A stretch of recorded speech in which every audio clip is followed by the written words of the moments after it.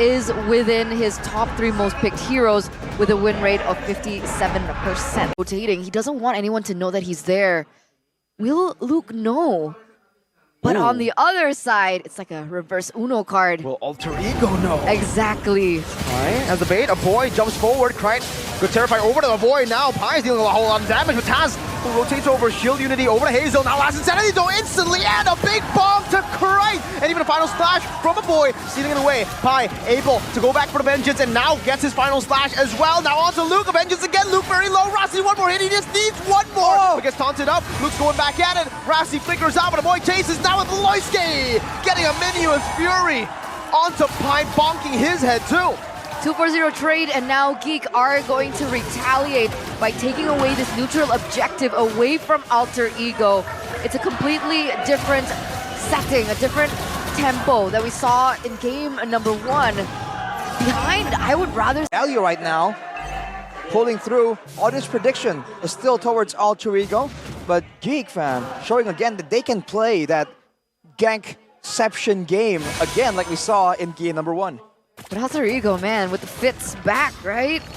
Now Taz gonna try an attempt to take away. Doesn't end up going for that, but neither does Rossi.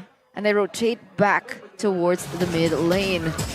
What initially was really well done by GEEK, the aggression was turned back onto them.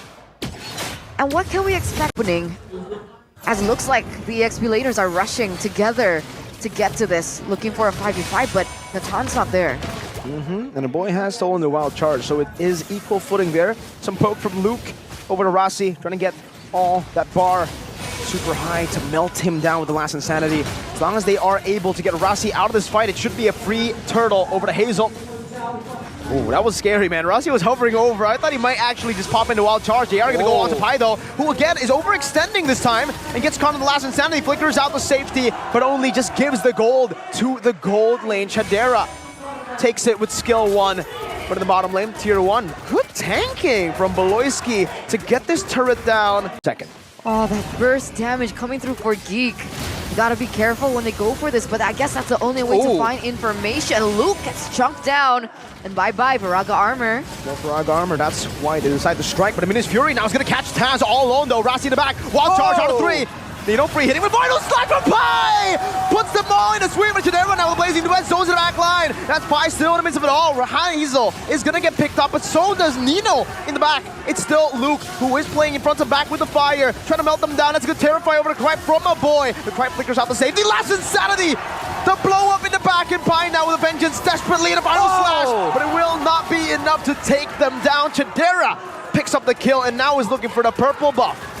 That's a 4-2 trade, ladies and gentlemen, as boy goes in for more. That's a 5v2 plus. However, they get a turret, but Alter Ego, Krite was able to... At the same time, right? Can they get them in the same area, the same pocket for all the AoE to really be beneficial for Alter Ego? They're zoning Alter Ego away. And GEEK, they're shredding it. They certainly are. Doesn't look like Alter Ego can do much here. GEEK fam utilizing that crazy DPS that the quad can provide to just melt it down. Alter Ego. Defensive items, man. The back line of Alter Ego, if they get like a Wind of Nature, an Ice Queens, something to deal with Chadera, I think they can do well.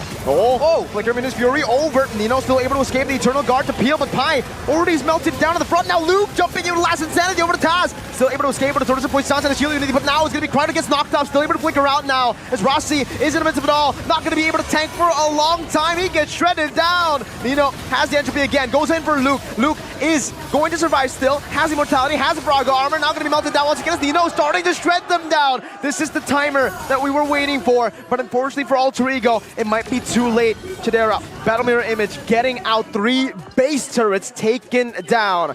All those ultimates just waiting to be thrown at them. You gotta be a bit more hesitant to go in. Rossi is taking a whole lot of damage.